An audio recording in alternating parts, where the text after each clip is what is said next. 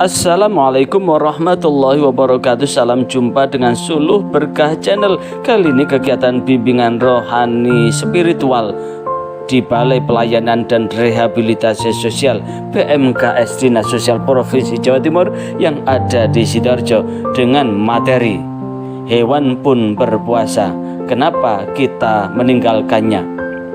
Bagi ada yang baru bergabung dengan channel ini, jangan lupa subscribe, like, share dan komen untuk keberlanjutan dari tali silaturahmi kita. Selamat menyimak dan menyaksikan. Allahumma salli wa sallim wa barik ala sayyidina Muhammad wa ala alihi wa ashabihi wa man irtantaha ma ba'd.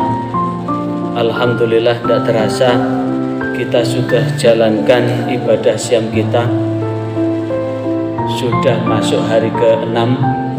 Nanti malam kita sudah qiyamul lail, sholat tarawih di hari yang ke-7. Maka mudah-mudahan apa yang kita lakukan selama Ramadan betul-betul mampu menggetarkan jiwa kita dalam rangka mendekatkan diri kita kepada Allah. Puasa itu terasa begitu penting. Sekali lagi, puasa itu terasa begitu penting. Bukan hanya manusia, tapi hewan, tumbuhan itu juga mengalami masa-masa puasa. Sekali lagi, puasa itu bukan hanya dialami oleh manusia saja, tapi hewan dan tumbuhan pun mengalami masa-masa puasa. Kesimpulan dari puasa alam semesta ini adalah untuk keberlanjutan dan keberlangsungan hidup. Begitu pula puasa yang dijalani manusia bukan hanya untuk keperluan dalam jangka yang pendek untuk hidup kita di dunia, tapi juga menuju kehidupan kita ke akhirat. Dan pertanyaannya, apakah betul bahwa puasa kita jalani ini ada hubungannya dengan keberlangsungan hidup dan keberlanjutan hidup? Contoh, beruang kutub. Seluruh beruang itu juga mengalami puasa. Terutama beruang yang tinggal di kutub itu akan mampu bertahan untuk tidak makan dan tidak minum 2-7 bulan.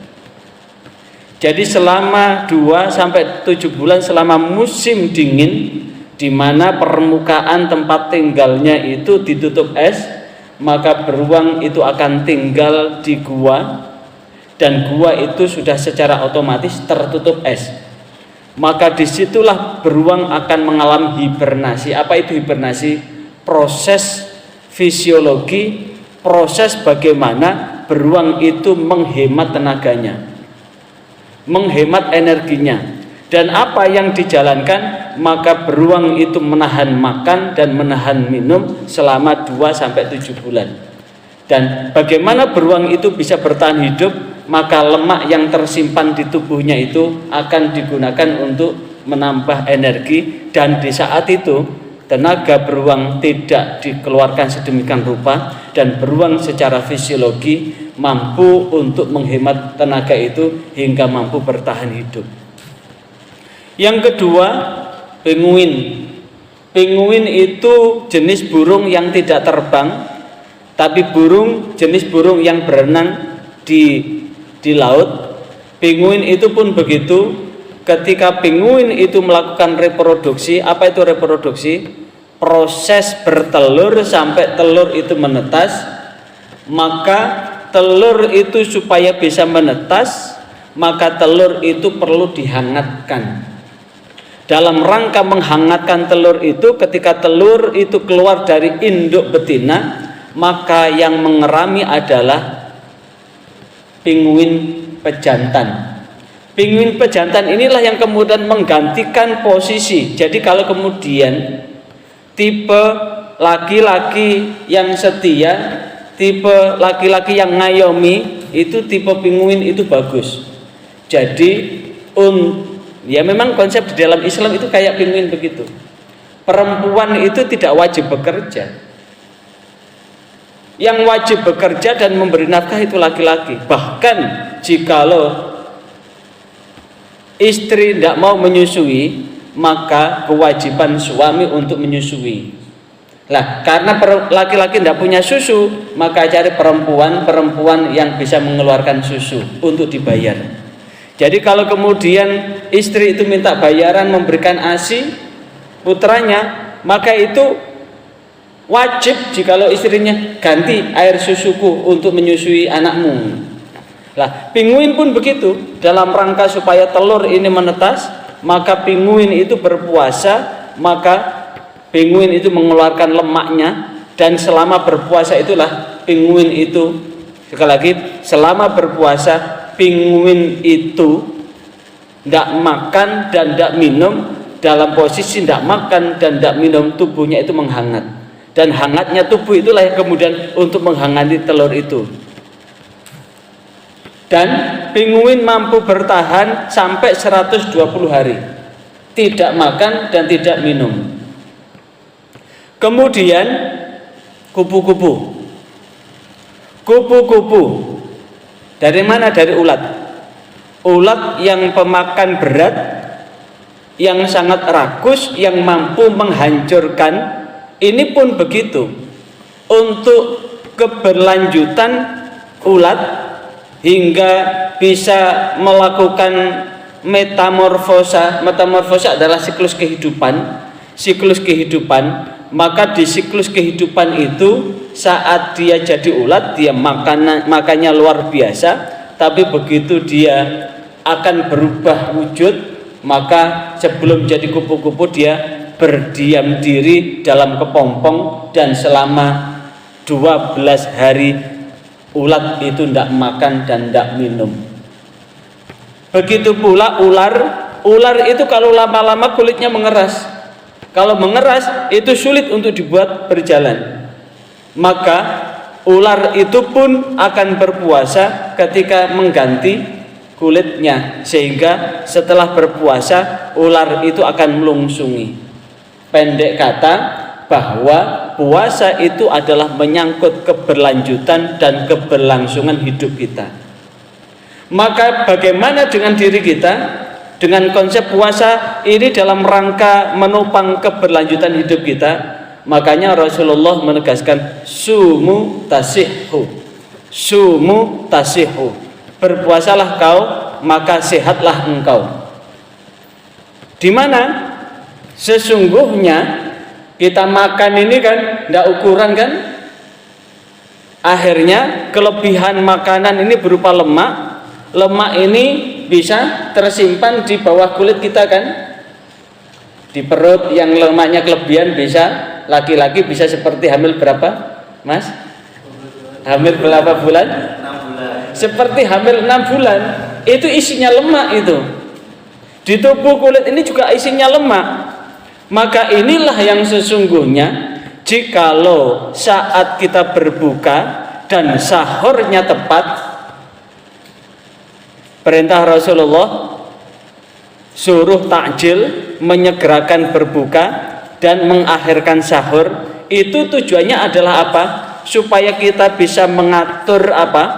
Metabolisme tubuh. Apa metabolisme tubuh itu? Adalah bisa mengatur siklus tubuh kita ini dalam mengatur apa? Ritme kebutuhan. Lah, ketika kita bisa, kalau kita berbukanya dipercepat, berarti ini kan sudah mulai pusing kan? Apalagi kalau biasa makan sudah mulai pusing kan? Sudah mulai lemes kan? Lah, pusing lemes ini sebetulnya makanan yang ada di dalam tubuh ini bertahan 10 jam.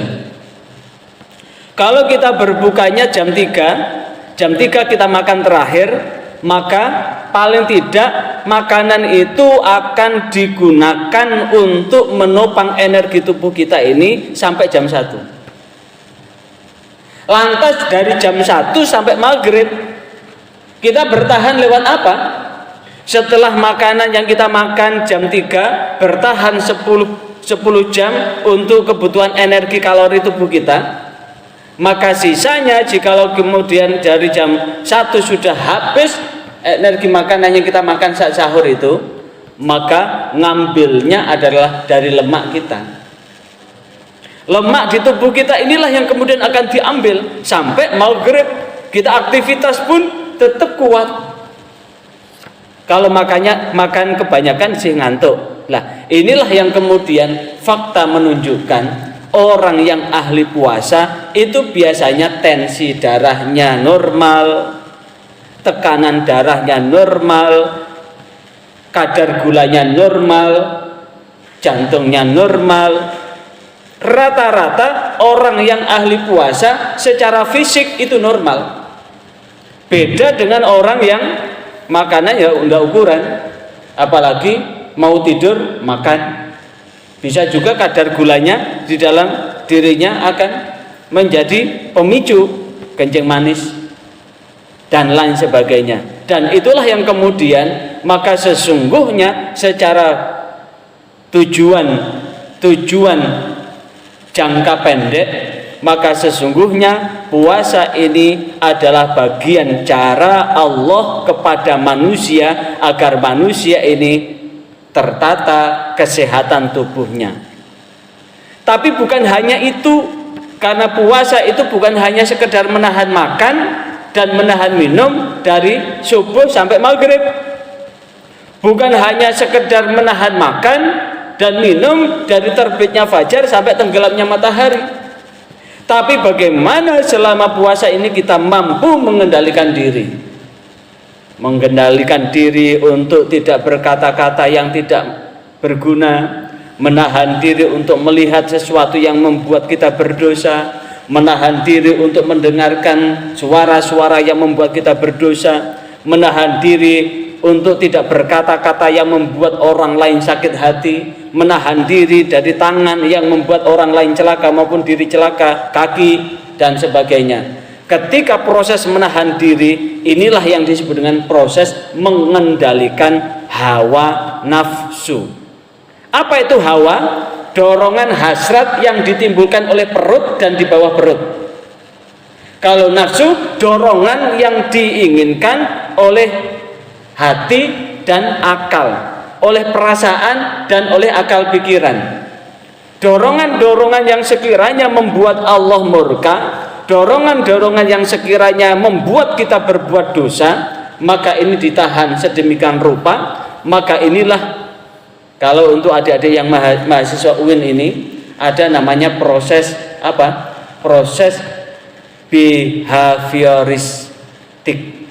Proses untuk mengubah perilaku, proses pembiasaan, proses behaviorisme atau proses perubahan perilaku itu dimulai dari latihan. Karena apa? Apa yang terucap itu adalah berangkat dari apa yang kita pikirkan. Sekali lagi, perilaku manusia seperti itu berangkat dari apa? Dari perbuatan yang dilakukan berulang-ulang.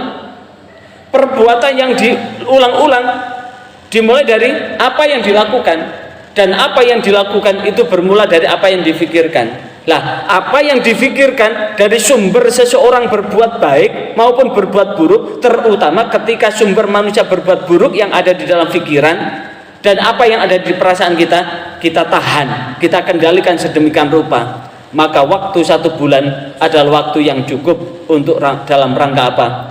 Membimbing diri ini menuju jiwa yang mutmainnah, jiwa yang tenang, jiwa yang akan mampu membawa keselamatan buat hidup kita baik di dunia maupun di akhirat. Karena itu makanya Rasulullah mengancam buat orang yang tidak puasa itu sangat mengerikan, karena sesungguhnya ini adalah bagian dari kita dalam rangka membimbing hati dan pikiran kita ini untuk tetap berada di jalan yang Allah ridhoi. Kiranya ini mudah-mudahan kita mampu menjalankan ibadah puasa kita ini dengan sebaik-baiknya, hingga kita akan mampu menjadi pemenang dalam rangka apa? Menjadi hamba Allah yang muttaqin sebagai tujuan dari puasa kita. Wassalamualaikum warahmatullahi wabarakatuh. Demikian liputan ini. Atas atensi Anda mengikuti channel ini diucapkan terima kasih. Sebelum Anda meninggalkan channel ini, jangan lupa subscribe, like, dan komen untuk keberlanjutan dari tali silaturahim kita. Sampai jumpa kembali. Wassalamualaikum warahmatullahi wabarakatuh.